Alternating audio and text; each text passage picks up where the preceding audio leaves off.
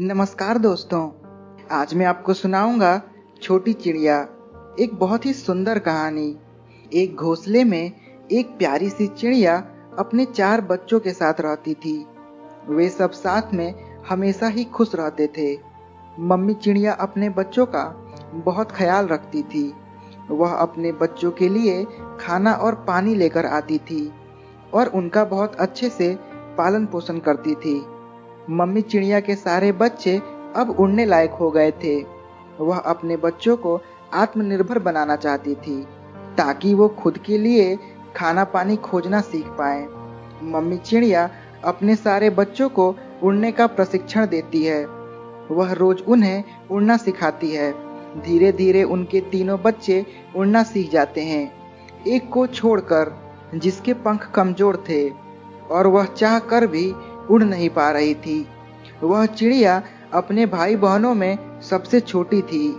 छोटी चिड़िया बहुत कोशिश करती उड़ने की, पर वह हर बार असफल हो जाती और इसी के कारण छोटी चिड़िया के भाई बहन उसे बहुत चिढ़ाते और उसका मजाक उड़ाते।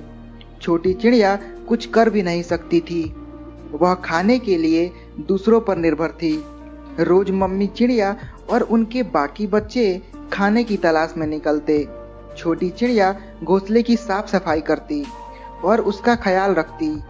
एक दिन घोंसले की सफाई करते वक्त छोटी चिड़िया देखती है एक बिल्ली उनके घोंसले की तरफ बढ़ रही है।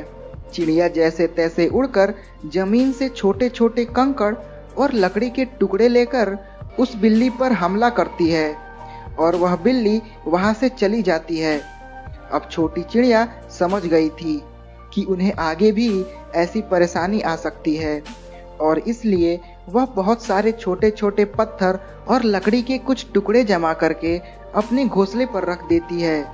एक रात की बात है, मम्मी चिड़िया और उनके बच्चे घोंसले में बहुत ही सुकून से सो रहे थे।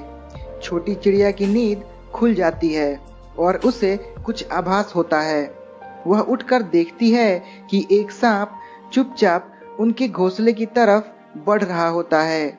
छोटी चिड़िया अपनी मम्मी और अपने भाई बहनों को उठाती है और उन सबको अपने जमा किए हुए पत्थर और लकड़ी के टुकड़े पकड़ाकर उस पर हमला करने को कहती है। सारी चिड़िया ऐसा ही करती हैं और ऐसा करने के बाद वह सांप वहां से चला जाता है। सब मिलकर छोटी चिड़िया को उनकी जान बचाने के लिए धन्यवाद कहते हैं और उसके बाद वह छोटी चिड़िया को परेशान करना छोड़ देते हैं। मम्मी चिड़िया और उनके सारे बच्चे खुशी खुशी रहने लगते हैं। धन्यवाद दोस्तों।